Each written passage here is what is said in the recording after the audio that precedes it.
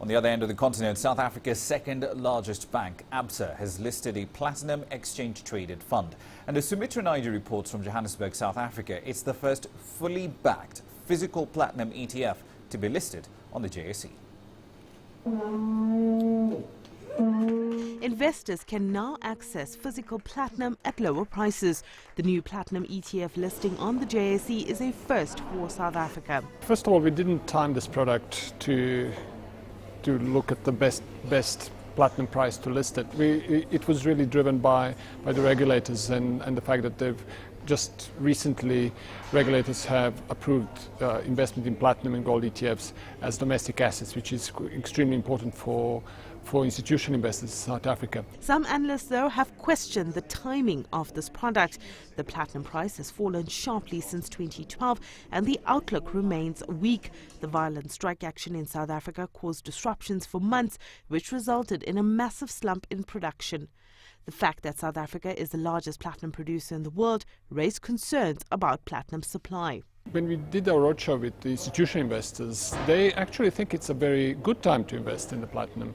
And there are two reasons. First of all, the platinum itself as a metal, I think people have positive outlook for.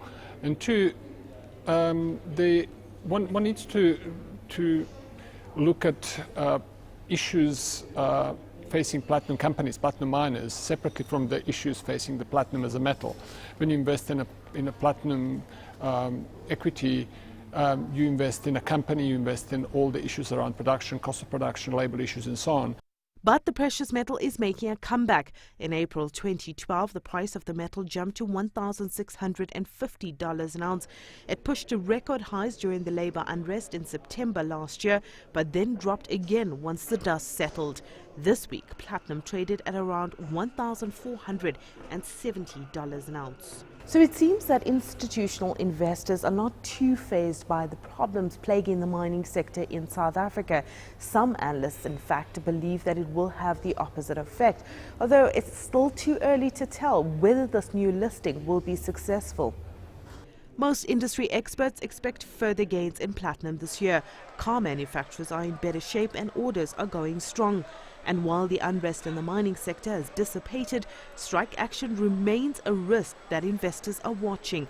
There are still concerns around whether the recent wage agreements signed in the mining sector will stick. Sumitra Nydoo, CCTV, Johannesburg.